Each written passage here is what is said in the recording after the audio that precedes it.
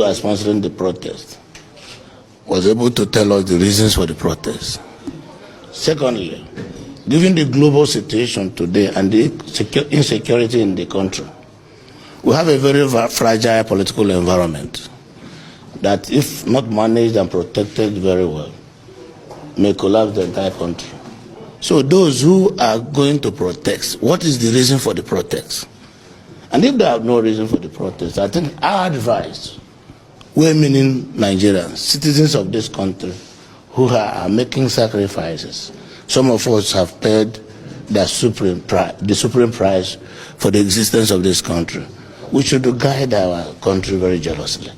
I think it is a wrong time for anybody to do any protest, because the implication of doing that, if care is not taken, is that it may be hijacked, like the NSAS experience.